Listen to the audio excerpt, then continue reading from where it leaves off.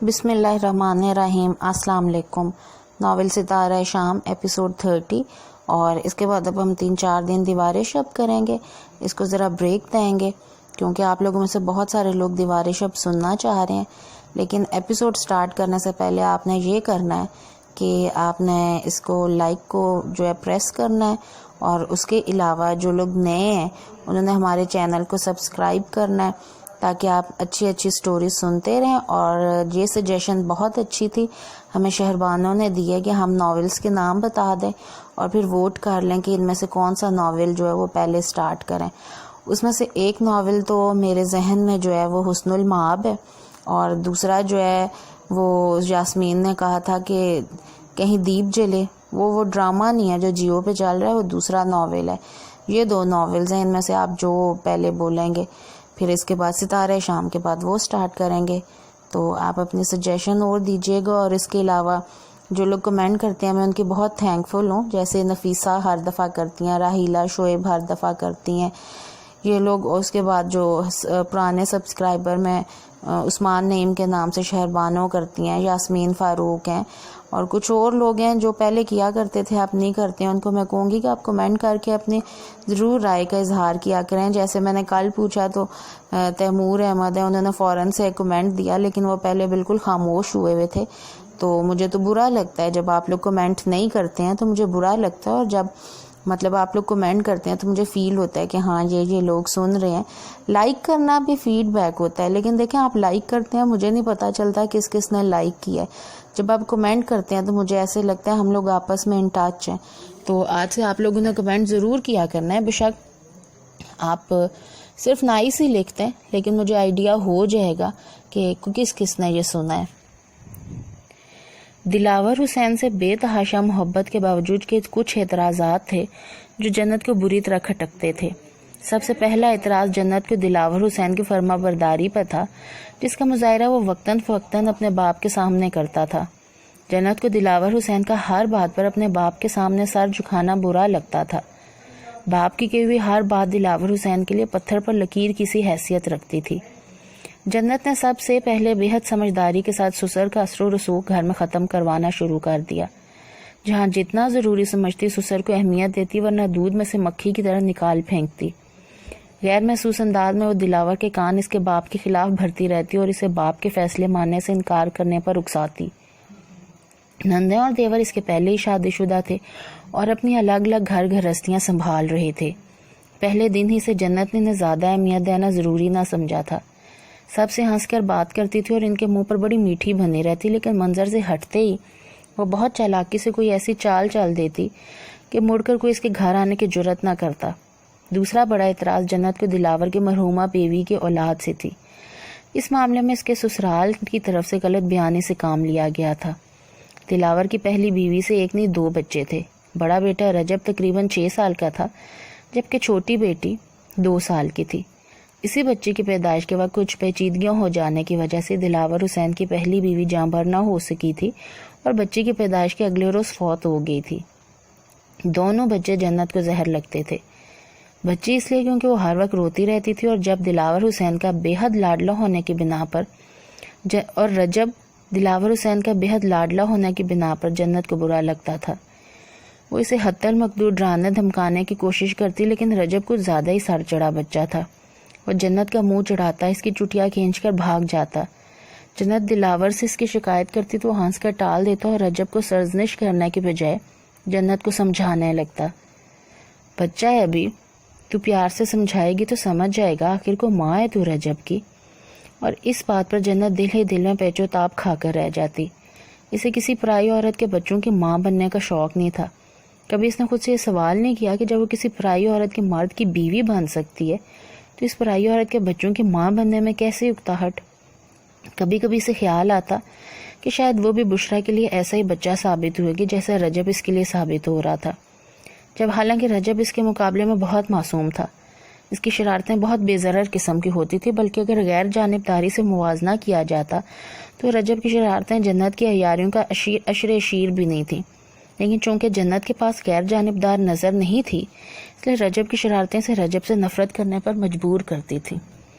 چند مہینے اپنے تئیں تحمل سے گزارنے کے بعد بالآخر جنت کے منصوبہ سار ذہن نے ایک جال تیار کر لیا تھا جس میں جکڑ کے وہ نہ صرف دلاور کو قابو میں کر سکتی تھی بلکہ اسے ہر طرح کا فیصلہ بھی کروا سکتی تھی۔ گلابی ہتھیلی جا بجا جھلسی ہوئی تھی۔ دلاور حسین کے کم عمر خوبصورت بیوی کے نئے نئے عشق میں مبتلا دل پر گھونسا سا لگا۔ یہ کیا ہو رہا ہے؟ رجب شرارت کر رہا تھا۔ میں نے منع کیا تو اس نے مجھے زور سے دھکا دے دیا۔ گرتے ہوئے میرا ہاتھ چولہے میں جلتی لکڑی سے ٹکرا گیا۔ میں جلدی سے ہاتھ پر پانی ڈالنے لگی لیکن تاکہ جلن کچھ کم ہو تو رجب نے لکڑی اٹھا کر زبردستی میرے ہاتھ پر رکھ دی۔ ابا جی سامنے بیٹھے یہ سب دیکھتے رہے، انہوں نے رجب کو ایک بار بھی نہیں روکا۔ جنت نے یاری سے سسکتے ہوئے سے بتایا۔ دلاور حسین نے آؤ دیکھا نہ تاؤ رجب کو پکڑ کر اتنا مارا کہ روتے روتے اس معصوم کی ہچکیاں باندھ کی۔ رجب باپ کے ہاتھ میں پہلی بار مار کھا رہا تھا۔ اس بیچارے کو تو اپنی غلطی کا علم بھی نہیں تھا کہ سزا کا ادراک ہوتا۔ باپ سے پٹتے ہوئے وہ اپنے ننھے ننھے ہاتھ جوڑ کر معافی مانگتا رہا، لیکن دلاور حسین بیوی کی محبت میں اندھا اور غصے کے ہاتھوں پاگل ہو چکا تھا۔ اسے رجب پر رتی بھر بھی پیار نہیں آیا، یہاں تک کہ بچہ پٹنے کے بعد صحن کے ایک کونے میں خوف اور تکلیف سے ہچکیاں بھرتا سو گیا۔ حسین احمد کی واپسی اس روز رات گئے ہوئی۔ رجب کی حالت دیکھ کر اس نے دلاور کی خبر لینے کا ارادہ کیا، لیکن اس سے پہلے دلاور نے باپ کی ایسی خبر لی کہ حسین احمد کی طبیعت صاف ہوگی اور وہ اسی وقت اپنا سامان باندھنے لگا۔ میں اپنے چھوٹے بیٹے کے پاس رہوں گا، اس نے اعلان کر دیا۔ ٹھہرو ابا، خام خواہ ذرا سی بات پر دنیا کو تماشا دکھانے کی ضرورت نہیں ہے، دلاور نے کڑے لہجے میں کہا۔ اور جو تو نے کیا وہ تماشا نہیں تھا؟ باپ کو ذلیل کیا اپنی عورت کے کہنے پر، بیٹے کو مار مار کے ادموا کر دیا۔ کوئی غلطی کرے تو اسے سمجھانا نہیں چاہیے کیا؟ دلاور نے جل کر کہا۔ غلطی تو کر رہے دلاور حسین، اپنی بیوی کی ہر بات مان کے دنیا کو تماشا بھی تو ہی دکھائے گا اس عورت کی بات مان کر۔ مجھے افسوس ہے تیرے لیے، اس لڑکی کا انتخاب میری زندگی کی سب سے بڑی حماقت تھی۔ یہ منحوس، جنت کو منحوس نہ کو ابا، تم نے جانتے کتنی بختاور ہے، اسی کے نصیبوں سے مجھے ترقی مل رہی ہے۔ بختاور، اس عورت نے سوچنے سمجھنے جتنی عقل چھوڑ دی تیرے اندر تو سب سمجھ جائے گا۔ ایسی عورت نسل بگاڑ سکتی ہے، ترقی نہیں دلا سکتی۔ پتہ نہیں حسین احمد نے بددعا دی تھی یا پیشن گوئی کی تھی، دلاور حسین نے پرواہ کی نہ جنت نے۔ بس ہوا کچھ یوں کہ حسین احمد رجب اور اس کی بہن کو جنت کے رحم و کرم پر چھوڑ کر اپنے چھوٹے بیٹے کے ہاں جا بیٹھا، جہاں اس کی عزت و قدر اس گھر سے تو کہیں زیادہ تھی۔ یہ زندگی کا نیا دور تھا، ہر چیز منفرد اور بدلی بدلی سے محسوس ہوتی۔ دلاور حسین کی محبت اسے جن جذبوں سے روشناس کروا رہی تھی اس کا کوئی نعم البدل ہو ہی نہیں سکتا تھا، لیکن اس محبت نے اس کی شخصیت میں کوئی سدھار پیدا نہیں کیا، الٹا اس کے اندر کی حاکمیت پسندی، ضدی، خودسر اور خود اپنے عشق میں مبتلا عورت زور پکڑتی چلے گئی۔ شاید غلطی اس کی بھی نہیں تھی، دراصل غلط وہ تربیت تھی جو اسے باپ کے گھر ملتی رہی۔ جس عمارت کی بنیاد ہی صحیح نہ رکھی جائے، اس عمارت کے سیدھے کھڑے رہنے کے امکانات ہمیشہ کم ہوتے ہیں، لیکن انسان اور پتھر، گارے اینٹ سے بنی عمارت میں فرق ہوتا ہے۔ عمارت کے پاس سوچنے سمجھنے، اپنا احتساب کرنے کی صلاحیت نہیں ہوتی، انسان کے پاس ہوتی ہے۔ یوں ہی تو اللہ نے انسان کو اشرف المخلوقات نہیں بنا دیا۔ بہرحال جنت نے دل ہی دل میں خود کو کوئی بہت ہی اعلیٰ و عرفہ مقام دے رکھا تھا۔ دوسرے انسان اس کی نظر میں حقیر کیڑے مکوڑے نظر آتے۔ وہ کہ دلاور سے اسے محبت تھی، لیکن کبھی کبھار وہ بھی اسے ایسا شخص لگتا جو اس کی پرستش کرنے کے لیے پیدا کیا گیا ہے۔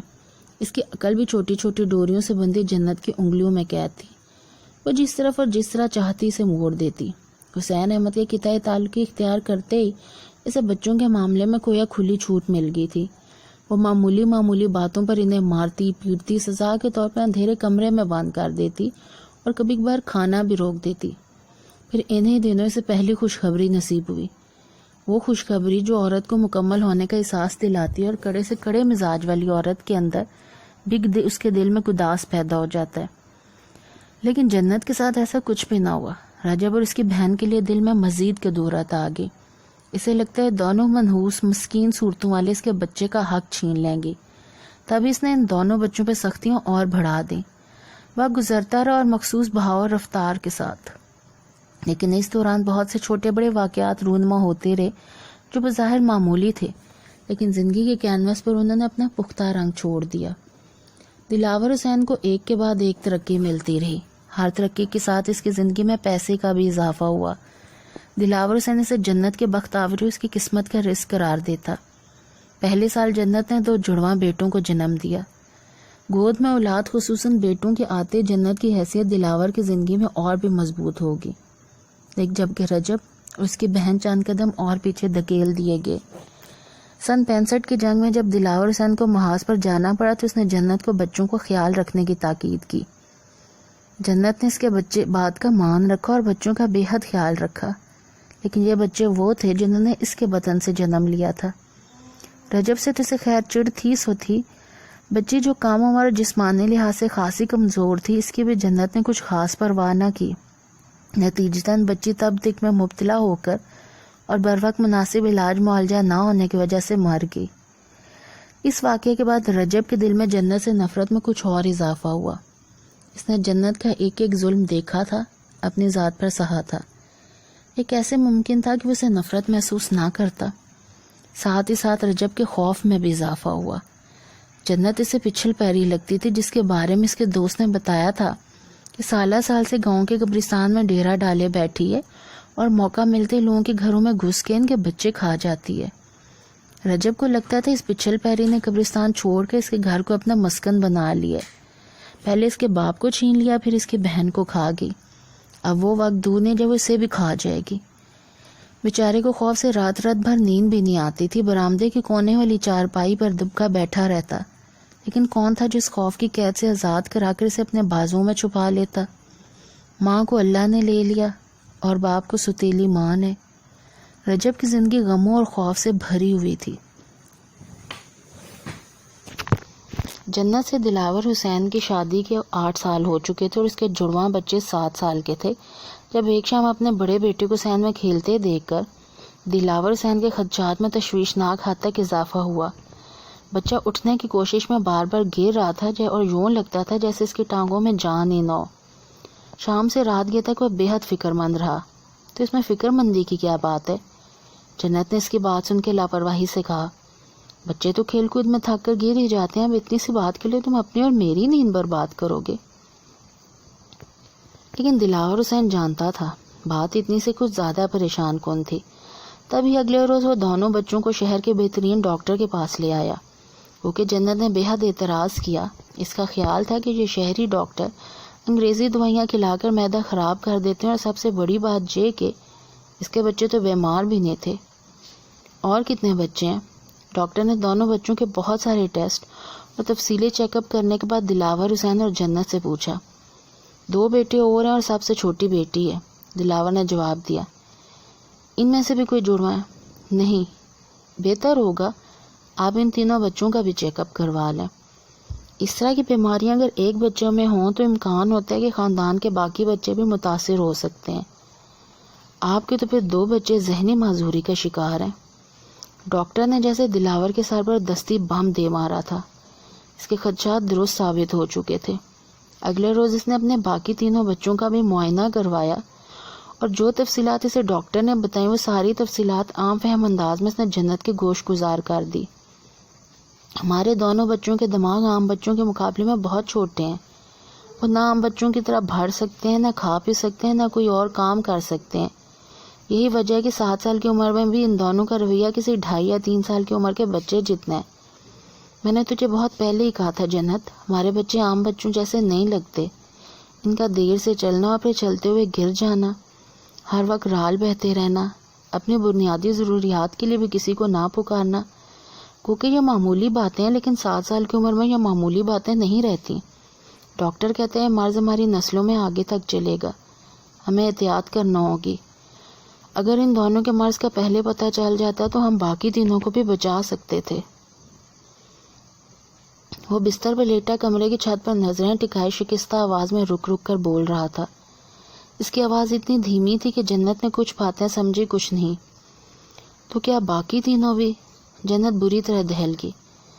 مستقیم اور زرین بالکل ٹھیک ہیں، لیکن مصطفیٰ کا آئی کیو لیول کم ہے۔ وہ کیا ہوتا ہے؟ مطلب تو یوں سمجھ، بڑے والے دونوں کی طرح اس کا دماغ چھوٹا نہیں ہے، لیکن سمجھنے کی صلاحیت کم ہے۔ دلاور نے اسے بات عام ترین اور آسان طریقے سے سمجھائی۔ تم فکر نہ کرو جی، کوئی اتنی فکر مندی کی بات نہیں۔ ہمارے گاؤں میں بابا فردوس ہوا کرتا تھا، اس کی سوچنے سمجھنے کی صلاحیت بھی کام تھی، لیکن اسے تو کسی ڈاکٹر نے IQ لیول ہونے کا نہیں کہا۔ اچھا خاصا خوش پھرتا ہے۔ وہ اس لیے پاگل عورت کہ بابا فردوس کی شادی ہی نہیں ہوئی، نہ نسل آگے بڑھی نہ پاگل پن۔ ہم نے اپنے بچے بیانے بھی ہیں، ان کی نسل بھی چلانی ہے۔ دلاور نے غصے سے کہا، فکر مند ہونے کی ضرورت نہیں ہے، تم دیکھنا ہمارے بچے بیاہے بھی جائیں گے اور نسل بھی کسی پاگل پن کے بغیر آگے بڑھے گی۔ یہ شہری ڈاکٹر تو خود پاگل ہوتے ہیں۔ میں نے بچوں کو کبھی برگد کے نیچے جانے سے نہیں روکا۔ کوئی ہوائی چیز چپک گئی ہوگی، کل ہی انہیں سید کامل شاہ کے مزار پر لے جاؤں گی، میٹھے چاولوں کی دیگ چڑھا کے اپنے بچوں کو پیر جی کا دم کروا لوں گی، دیکھنا دنوں میں بھلے چنگے ہو جائیں گے۔ پاگل پن کی بات نہ کر جنت، انہیں علاج کی ضرورت ہے۔ اب تو جو کریں گے پیر صاحب ہی کریں گے، جنت نے قطعیت سے کہا۔ دلاور حسین جانتا تھا وہ اب ایک لفظ نہ سنے گی۔ شادی کے اتنے عرصے میں اتنا تو وہ جنت کو سمجھ ہی چکا تھا، اور اب خاموشی سادھنے کے سوا کوئی چارہ نہ تھا کہ جنت کی ضدی اور ہٹ دھرم فطرت سے وہ واقف تھا۔ دم تو میں نے کر دیا ہے، پیر صاحب نے اپنے نشست کے قریب رکھے صندوق میں سے کاغذ کی چند پوڑیاں جن میں سفید رنگ کے صفوف بند تھا نکالتے ہوئے جنت سے کہا۔ سید کامل شاہ کے مزار سے ملحقہ یہ ایک وسیع گول کمرہ تھا۔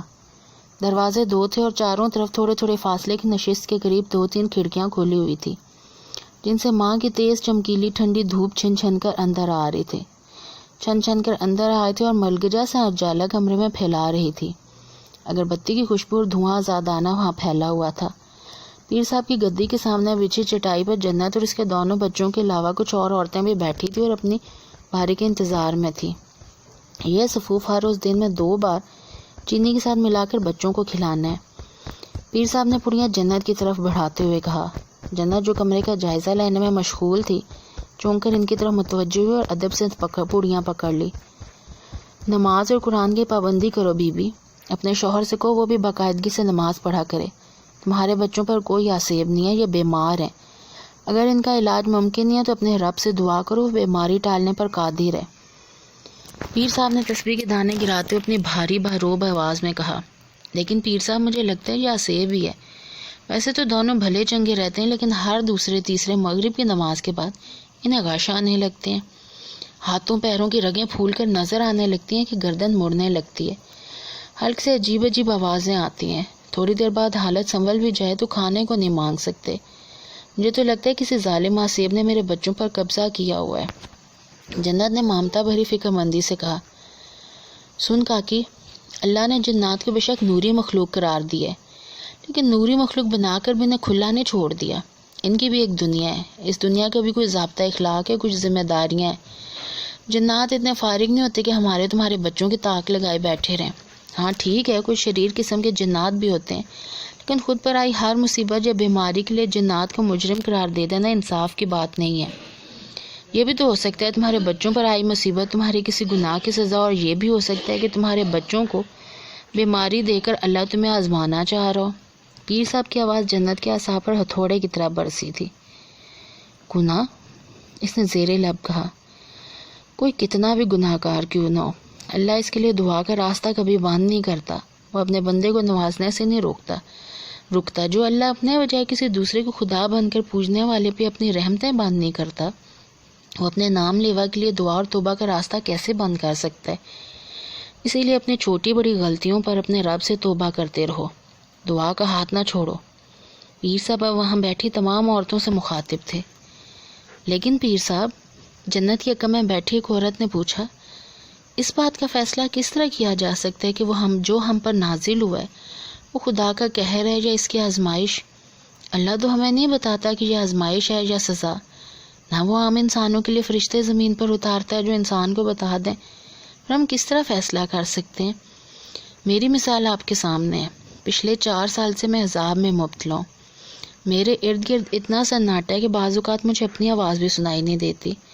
میں اللہ سے دعا مانگتی ہوں کہ وہ میری آزمائش کو ٹال دے، پھر خیال آتا ہے کہ ذہنی عذاب کسی گناہ کی سزا بھی تو ہو سکتا ہے، تب میں اللہ سے توبہ کرنے لگتی ہوں، لیکن ہر بار الجھ جاتی ہوں۔ آزمائش ٹلنے کی دعا اور کسی گناہ پر توبہ مانگنے کے درمیان پھنس جاتی ہوں۔ پوری خشوع و خضوع سے دعا مانگ سکتی ہوں، نہ پورے دل سے توبہ کر پاتی ہوں۔ مجھے بتائیں پیر صاحب میں کیا کروں؟ میں تو عجب کشمکش میں پھنس گئی ہوں۔ آپ کو سب علم ہے پیر صاحب، مجھ پر بیتی ہر کیفیت کا علم ہے۔ اللہ کا واسطہ میری مدد کریں، مجھے اس کشمکش سے نکال دیں۔ وہ عورت اب سسکنے لگی تھی۔ کمرے میں سناٹا چھا گیا، صرف اگر بتی کے دھوئیں کے ساتھ اس عورت کی سسکیاں گونج رہی تھیں۔ دیکھو بیٹی، پیر صاحب نے نرم آواز میں کہا، کبھی کسی انسان سے مت پوچھو کہ وہ تم پر بیت رہی کیفیت کا اصل نام بتا دے۔ تم نے مجھے اپنے ہر عمل کی داستان سنا دی، بقول تمہارے تم نے ایک بھی لفظ مجھ سے نہیں چھپایا، لیکن جو کچھ تم نے مجھے بتایا اس میں تمہاری غلطی کا کوئی پہلو نہیں نکلتا۔ انسان فرشتہ نہیں ہے، لیکن جب وہ اپنی زبان سے اپنی کہانی بیان کر رہا ہوتا ہے تو غیر ارادی طور پر جانے انجانے خود کو غلطیوں اور کوتاہیوں سے بالاتر قرار دے دیتا ہے۔ ممکن ہے تم نے جو کچھ مجھے بتایا اس میں سے اپنی غلطیاں میرے سامنے شرمندگی کے ڈر سے حذف کر دی ہوں۔ اب میں تو تمہاری کیفیت کو تمہاری کھانے کے تناظر میں ہی پرکھوں گا، اس کیفیت کا نام بتا دوں گا کہ یہ سزا ہے یا آزمائش، لیکن تمہاری ساری غلطیوں کے صرف دو گواہ ہیں، ایک اللہ، دوسرا تمہارا دل۔ اس لیے کسی انسان سے یہ پوچھنے کی بجائے کہ جو تم پر بیت رہی ہے سزا ہے یا آزمائش، اپنے دل سے رجوع کرو۔ یہ فیصلہ اسے کرنے دو، تمہاری ہر مشکل آسان ہو جائے گی۔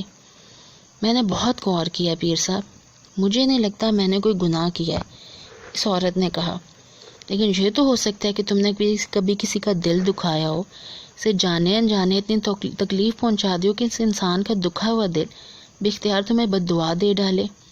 میری ایک بات یاد رکھنا، کسی کی دل آزاری یا دل دکھانا حقوق العباد میں عظیم گناہ ہے۔ دکھی دل سے نکلی ہوئی بد دعا پھر ساری زندگی دل دکھانے والے شخص کے جسم سے لپٹی رہتی ہے، تب تک انسان کا پیچھا نہیں چھوڑتی جب تک بندہ اسے معاف نہ کرے۔ اس لیے میں تجھے سمجھا رہا ہوں، اپنے رب سے کہہ تیرے دل کو فیصلہ کرنے کی صلاحیت عطا کرے۔ بد دعا کے نتیجے میں سزا مل رہی ہوگی تو اس کا فیصلہ بھی تیرا دل کر دے گا، آزمائش ہوگی تب بھی دل ہی بتا دے گا۔ جنت چھپکے سے وہاں سے نکل آئی۔ اسے ہمیشہ ایسی گفتگو بری لگتی تھی جس میں بیکار سی نصیحتوں کے سوا کچھ نہ ہو۔ پیر صاحب کو وہ بڑا مانتی تھی، لیکن آج ان کی باتوں نے اسے الجھا دیا تھا۔ گناہ؟ کیسا گناہ؟ میں نے کوئی گناہ نہیں کیا۔ اس نے دل ہی دل میں خود سے کہا، ساتھ ہی سے کئی سال پہلے اپنے باپ کی کہی ہوئی ایک بات یاد آئی، میری بیٹی سچی ہے، وہ کبھی جھوٹ نہیں بولتی۔ اسی بھولی بھالی صورت کی سچائی پہ کوئی شک کرے تو اس کی عقل پر شک کرنا چاہیے۔ مجھے تو آسمان سے آ کر اللہ کے فرشتے بھی کہیں کہ جنت نے جھوٹ بولا تو میں یقین نہ کروں، اتنا بھروسہ ہے مجھے اپنی بیٹی پہ۔ اس سے قبل کہ وہ اپنا احتساب کر پاتی، اسے باپ کا خود پر بھروسہ یاد آ گیا۔ اسی بھروسے کے ذریعے اس نے کئی سال باپ کو بے وقوف بنائی رکھا۔ او بی بی سنو، جنت نے مزار کے احاطے میں پہنچ کے اپنے عقب میں آواز سنی۔ پیر صاحب کا معتمد خاص دوڑا چلا آ رہا تھا۔ تم یہ دعائیاں بھول آئی تھی، یاد سے بچوں کو بلاتی رہنا، اللہ شفا دے گا۔ اور پیر صاحب کہتے ہیں اپنے گناہوں کی معافی مانگو۔ جنت کی تیوری پر بال پاڑ کے اس نے پڑیاں جھپٹ کر لی۔ میں کیوں گناہوں کی معافی مانگوں؟ کون سے گناہ میرے جن کی پکڑ ہوگی؟ وہ ڈاکٹر اور اب یہ پیر صاحب فارغ ہی ہیں، اللہ کی بھیجی ہوئی آزمائش کو خواہ میرے گناہوں کی سزا بنانے پہ تلے بیٹھے۔ بھئی میرے بچے یوں ہی ٹھیک ہیں، پہاڑ میں جائے وہ انگریزی ڈاکٹر اور یہ دیسی حکیم۔ اس نے نخوت سے سر جھٹک کر کہا اور مطمئن ہو بیٹھی تھی۔ شبیہ العباس کو عجیب سی بے چینی لاحق تھی۔ وہ بیڈ پر اوندا لیٹا ہوا تھا اور کچھ غیر واضح کیفیت کا شکار تھا۔ اسی کیفیت سے چھٹکارا پانے کے لیے وہ 3 گھنٹے سڑکوں پر خوار ہو کر آیا تھا۔ 2 گھنٹے اس نے ٹی وی کے سامنے برباد کیے۔ بہت بار پڑھنے کی کوشش کی مگر بے سود۔ دل میں موجود بے چینی لمحہ بہ لمحہ دھوئیں کی طرح اس کے وجود سے لپٹتی جا رہی تھی۔ بہت بار اسے خیال آیا کہ اسے کسی دوست سے گپ شپ لگانا چاہیے، لیکن اس کا بھی کچھ فائدہ نہ ہوتا۔ دراصل وہ بہت سیلف سینٹرڈ انسان تھا۔ اس لفظ کے جتنے بھی اجزائے ترکیبی ہو سکتے ہیں اس میں بدرجہ اتم موجود تھے۔ قریبی دوستوں کی تعداد بہت کم تھی، اور جو دوست تھے اس کے ساتھ بھی اس کے لیے ممکن نہ تھا کہ طویل گفتگو کر پاتا۔ شاید اسے ہمہ وقت یہ خدشہ لاحق رہتا تھا کہ کوئی اس کے اندر تک رسائی حاصل نہ کر لے، خودرو پودے کی طرح اس کے اندر اگائے ہوئے احساسی کمتری کا سراغ نہ لگا لے۔ یہی وجہ تھی کہ اس نے اپنے گرد بدمزاجی، غصے اور غرور کی دیواریں کھڑی کر لی تھی، اور وہ خود کو سیلف سینٹرڈ کہلوانے میں فخر محسوس کرنے لگا تھا۔ پہلی بار ایسا ہو رہا تھا کہ اس کا حویلی جانے کا بھی ارادہ نہیں بن پا رہا تھا۔ جلال ہوتا تو کوئی سہولت رہتی کہ جلال دنیا کا وہ واحد شخص تھا جس کے سامنے شبی نے کبھی اپنا آپ چھپانے کی کوشش نہیں کی تھی۔ اس کے سامنے اپنا ہر خدشہ کھول کر بیان کر سکتا تھا۔ اس کی ہر احساس کمتری سے واقف تھا، شاید یہ بھی شبی کی خام خیالی تھی۔ لاشعوری طور پر وہ جلال سے بھی بہت کچھ بیان نہیں کر پاتا تھا۔ ہاں، لیکن جلال اس کا اچھا غم گسار تھا۔ اپنی تمام تر بے وقوفیوں اور نالائکیوں کے باوجود وہ ایسا دوست ثابت ہوتا تھا جس کا کندھا بوقت ضرورت شبی کو میسر رہتا تھا، لیکن فی الوقت جلال نہیں تھا، اور شبی دل کے کسی کونے میں بالکل غیر ارادی طور پر اس دن کے لیے پچھتا رہا تھا جس روز اس نے ثروت سے بہت غیر مناسب انداز میں بات کی تھی۔ ملازم انہیں اندر لے آیا تھا۔ اگر وہ شبی سے پوچھتا تو یقیناً وہ اسے ثروت کو ٹالنے کا کہتا اور انہیں دروازے سے ہی واپس بھیج دیتا، لیکن ملازم انہیں اندر لے آیا تھا اور شبی کے سامنے وہ گمسم سی بیٹھی تھی۔ میں نے سوچا آج تم سے کچھ باتیں کر لوں، انہوں نے گود میں رکھے ہاتھ مسلتے ہوئے کہا۔ وہ آف وائٹ اور براؤن کنٹراسٹ کی شلوار قمیض میں ملبوس تھی۔ بالوں کو انہوں نے ہمیشہ کی طرح خوبصورتی سے جوڑے میں باندھ رکھا تھا اور بلا شبہ وہ بہت سوبر دکھائی دے رہی تھی۔ شبی نے دل ہی دل میں ان کی شخصیت کی خوبصورت اور کشش کا اعتراف کیا۔ آپ نے خامخواہ یہاں آنے کی زحمت کی، مجھے باتیں کرنے کا کوئی شوق نہیں ہے، خصوصاً آپ سے تو بالکل بھی نہیں، اس نے لہجے میں حتی المقدور بدتمیزی سمو کر کہا۔ ثروت کے چہرے پر سایہ سا لہرا گیا۔ شبی میں جانتی ہوں تم مجھ سے خفا ہو، لیکن بیٹے میری کچھ مجبوریاں تھیں۔ ہوں گی، ضرور ہوں گی، لیکن مجھے ان مجبوریوں کے قصے سننے میں کوئی دلچسپی نہیں ہے، کیونکہ جب میری قصے کہانیاں سننے کی عمر تھی تو آپ کی بے وفائی دھوکہ دہی کے قصے سن لیے تھے میں نے۔ یہ سب تمہارے باپ اور دادی کی پھیلائی ہوئی من گھڑت باتیں ہیں۔ میری خلا لینے کے بعد انہوں نے میرے کردار کے متعلق ایسی ہرزہ سرائیاں کی کہ میں دنگ رہ گئی۔ ثروت نے تڑپ کر کہا، دادی کے متعلق تو آپ کچھ نہ کہیں، میں ایک لفظ بھی نہیں سنوں گا۔ باقی بات رہی ابو کی، تو انہوں نے آج تک مجھ سے آپ کے متعلق کچھ نہیں کہا، بلکہ انہوں نے کبھی کچھ کہا ہی نہیں۔ آپ کی بے وفائی کا غم منانے سے انہیں کبھی فرصت ہی نہیں ملی۔ دادی نے مجھے پالا، ماں اور باپ دونوں کا پیار دیا، کیونکہ ماں تو مجھے باپ کے دروازے پر پھینک کر چلی گئی تھی۔ ان دونوں نے اپنے اختلافات میں مجھے ایک ایسا پودا بنا دیا جس کی جڑیں کسی ایک زمین میں اتر ہی نہیں سکی۔ آپ کہتی ہیں میرے باپ اور دادی نے من گھڑت باتیں بنائی، میں انہی من گھڑت قصوں کی چھاؤں میں پروان چڑھوں۔ کیا آپ دونوں میں سے کوئی ایک بھی مجھے بتا سکتا ہے میرا قصور کیا تھا؟ وہ بات کرتے ہوئے جیسے پھٹ پڑا تھا۔ آپ نے مجھے دیکھا ہے، میں کتنی ٹوٹی بکھری شخصیت کا مالک ہوں۔ لوگوں سے کتراتا ہوں کہ کہیں کسی کو میری زندگی کے سب سے بڑے راز کا سراغ نہ مل جائے جو میری ماں سے وابستہ ہے۔ شبی میری بات سنو۔ سنوں گا، ضرور سنوں گا۔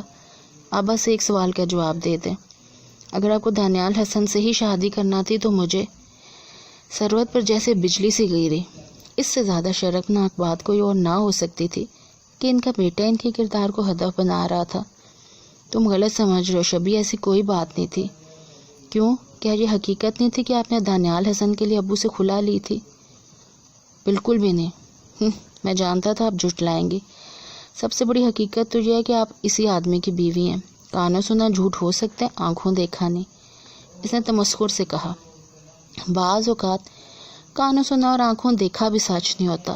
آنکھوں اور کانوں پر تعصب کی پٹی بندی ہو تب تو ہرگز نہیں۔ تمہاری دادی اور تمہارے باپ نے تمہیں کچھ حقائق ضرور بتائے ہوں گے، لیکن وہ حقائق پوری حقیقت پر مبنی نہیں۔ جب کبھی ماں کی طرف سے دل نرم پڑ جائے تو آ جانا، باقی کی حقیقت تمہیں میں بتا دوں گی۔ یہ تمہارے لیے ایک چھوٹا سا گفٹ خریدا تھا، تمہاری سالگرہ پہ پتہ نہیں دے سکوں یا نہیں، اسی لیے آج ہی لے آئی۔ اسے لے جائیں، مجھے ضرورت نہیں ہے۔ اپنی تمام سالگرہ آپ کے تحفے کے بغیر منائی ہے میں نے، اگلی بھی منا لوں گا۔ آپ آئیں، مجھے خوشی ہوئی۔ اگلی بار نہ آئیے گا، مجھے زیادہ خوشی ہوگی۔ اس نے بدلحاظی اور بے مروتی کی انتہا کر دی تھی۔ ثروت کی طرف دیکھے بنا بھی وہ جانتا تھا ان کا چہرہ آنسوؤں سے بھیگا ہوا ہے۔ اس کے جانے کے بعد شبی کو پشیمانی نے گھیر لیا، اس لیے وہ ان سے ملنے سے کتراتا تھا، کیونکہ جانتا تھا جب بھی بات نکلے گی اس کی بچپن کی محرومیاں اس کو تلخ کلامی پر مجبور کر دیں گی۔ اس روز کے بعد اس نے ثروت کو نہیں دیکھا تھا۔ وہ پہلے لاشعوری اور پھر شعوری طور پر انہیں پارک میں آتے جاتے تلاش کرتا رہا، لیکن اس کی تلاش ہر بار رائیگاں گئی تھی۔